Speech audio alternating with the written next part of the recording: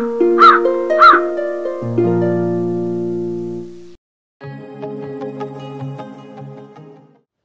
jadi dekat. Para penyidik propos juga mendekat. Bismillahirrahmanirrahim. Assalamualaikum warahmatullahi wabarakatuh. Waalaikumsalam. Rekan-rekan jurnalis, pada hari ini, hari Minggu, tanggal 5 Maret 2023 jam 13.00, Polres Sukabumi melaksanakan press release ya tentang kejadian salah satu korban dari anak di bawah umur yang menjadi korban penganiayaan yang menghilangkan nyawa ya. Jadi kalau dapat dijelaskan kronologisnya adalah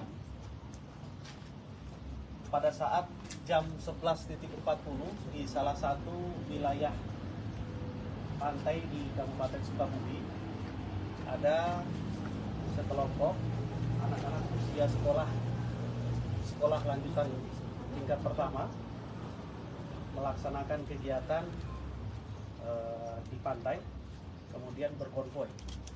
Pada saat pelaksanaan konvoi, kemudian mungkin dalam rangka seremonial, lalu bertemu dengan salah satu korban. Dalam hal ini adalah korban yang kami maksudkan tadi menjadi korban penganiayaan dan menghilangkan nyawa. Dari beberapa orang tersebut setelah melakukan penganiayaan kemudian melarikan diri. Lalu kemudian korban ditemukan dan dibantu oleh warga sekitar dibawa ke rumah sakit. Namun sampai dengan di rumah sakit ternyata tidak terselamatkan nyawanya dan meninggal dunia. Bergerak dari informasi yang kami jelaskan tadi, Satuan Reserse Kriminal Polres Sukabumi bersama dengan Polsek Pelabuhan Ratu melaksanakan penelusuran dan olah TKP. Dari hasil olah TKP didapatkan beberapa informasi, kemudian dikembangkan. Akhirnya dalam waktu kurang dari 6 jam, Satreskrim Polres Sukabumi bersama Polsek Pelabuhan Ratu berhasil mengamankan 14 anak-anak, di mana dari 14 anak-anak ini tadi yang sudah kami jelaskan melakukan kegiatan tadi, lalu kemudian dilakukan pemeriksaan secara tertutup. Ya. Dari 14 anak yang dilakukan pemeriksaan dan dilakukan gelar perkara secara maraton, akhirnya dari penyidik mengambil kesimpulan bahwa dari 14 orang tersebut ada 3 anak berhadapan dengan hukum dengan peran masing-masing adalah ABH 1 atau anak berhadapan dengan hukum 1 adalah eksekutor, ABH 2 selaku pembonceng dari eksekutor, dan ABH 3 adalah selaku yang menyediakan alat. Dari pendalaman setelah melakukan, ABH 1 bersama ABH 2 sempat melarikan diri dan para kawan-kawannya yang lain juga melarikan diri berpencar bersembunyi di antara perkebunan karet, dan ABH 1 sempat menyembunyikan senjata tajam sebagai alat untuk melakukan penganiayaan dan berhasil ditemukan barang buktinya oleh penyidik. Untuk para ABH saat ini masih dalam pemeriksaan intensif dari penyidik gabungan, yaitu di Satreskrim Polres Sukabumi, dan akan dilakukan proses-proses tahapan sebagaimana yang diatur dalam Undang-Undang Nomor 35 Tahun 2014 tentang perlindungan anak. Ya. Untuk beberapa anak berhadapan dengan hukum ini diterapkan dengan pasal 80 ayat 3 Undang-Undang Nomor 35 Tahun 2014 tentang perlindungan anak dengan ancaman pidana 15 tahun. Untuk sementara hasil pemeriksaan motifnya apa, Pak? Jadi motifnya kalau berdasarkan dari beberapa saksi bahwa mereka melaksanakan konvoi, kemudian mencari yang katanya lawan. sehingga pada saat ada korban yang sedang berjalan dengan beberapa teman dilewati oleh mereka dan disamperi oleh ABH1 dan melakukan tindakan tersebut. Oke, kalau korban sama pelaku kenal atau gimana Pak? Tidak. Ini korban dengan pelaku tidak saling kenal. Korban ini adalah siswa dari salah satu sekolah dasar di Kabupaten Sukabumi, dan pelaku dari teman-temannya adalah salah satu siswa sekolah lanjutan tingkat pertama di wilayah Kabupaten Sukabumi. Dan apakah memang direncanakan atau memang salah sasaran? Ini yang masih kita dalami ya. Sekarang penyidik sedang intensif melakukan gelar dan juga pemenuhan alat bukti lain, termasuk saksi-saksi yang bisa memperkuat pada saat kejadian di TKP. Sajam dari mana Pak? Kalau sajam itu disediakan oleh ABH3. Jenisnya mana? Ini dan melakukan Ini yang sedang kita dalami ya. Apakah ada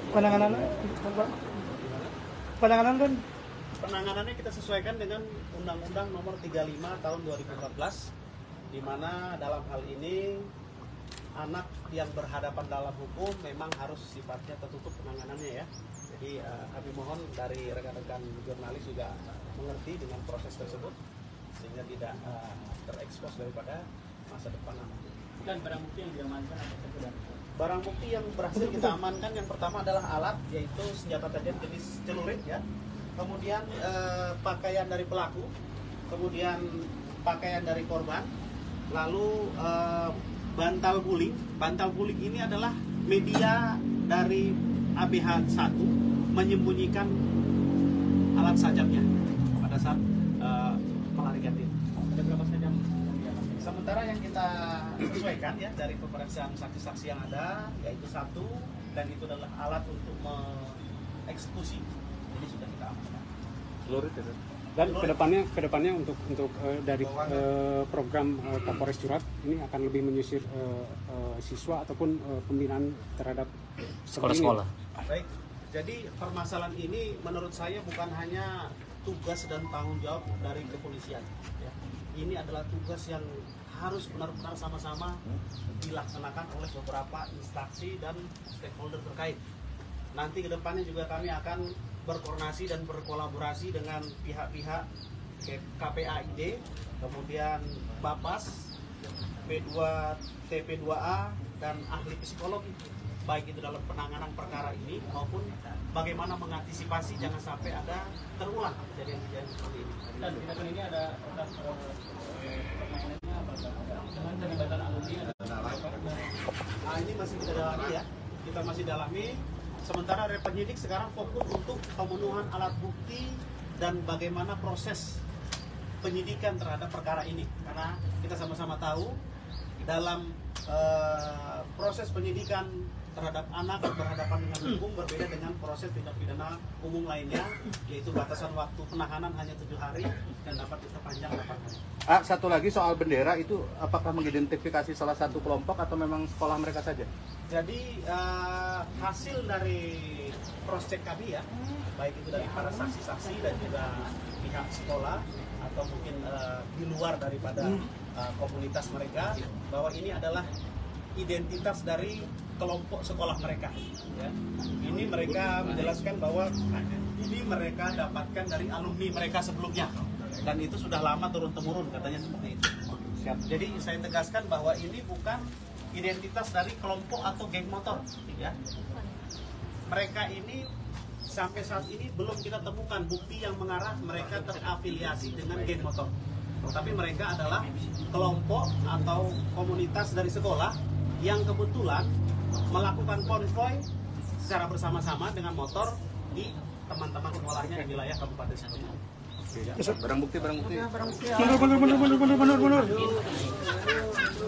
Ya, update tersebut ya. Jadi dengan pemberitaan bahwa para ABH ini yang membawa bendera, dipastikan bahwa bendera tersebut bukan bendera geng motor ataupun kelompok bermotor, tapi merupakan komunitas sekolah ya. 3, 2. Dan kepolisian menunjukkan barang bukti, ada ada sajam. Sajamnya jadi sulit.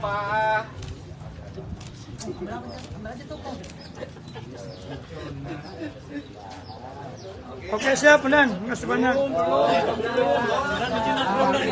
Dan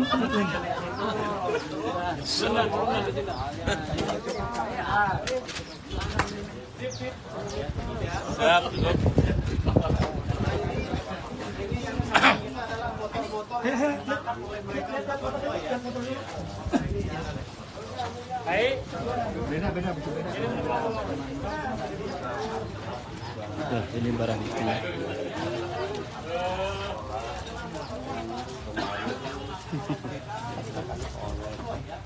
Dari mulai di pantai, kemudian ke utara Kabupaten Sukabumi sampai dengan bertemu dengan korban. Kalau pelaku dibonceng atau pelaku dibonceng ya? Pelaku dibonceng motor yang dipakai. Ini pelaku yang motor yang dipakai oleh Jadi motor yang dipakai oleh pelaku ya, Satria FU.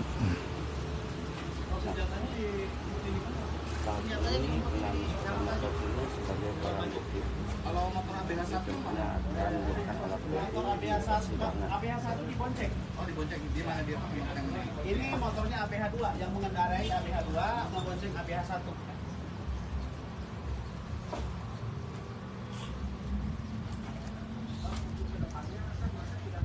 Demikian sama Tetap Sukabumi rilis terkait pembunuhan. Kita sudah melakukan kegiatan-kegiatan pencegahan berupa himbauan kepada Jadi ini adalah barang bukti kendaraan sepeda motor yang digunakan oleh gerombolan para anak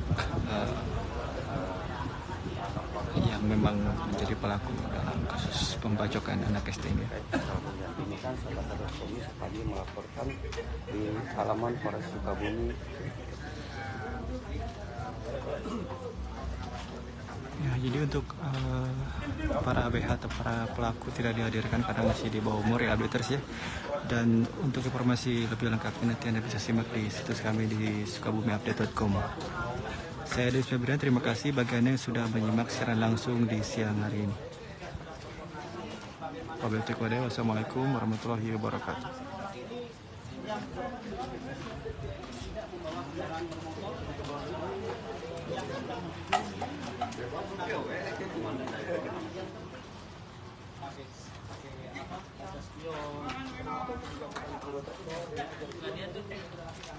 Tapi ya memang ya itu tadi mereka melakukan ini adalah setelah di luar jam sekolah, sehingga pengawasan dari guru ini sudah luput dari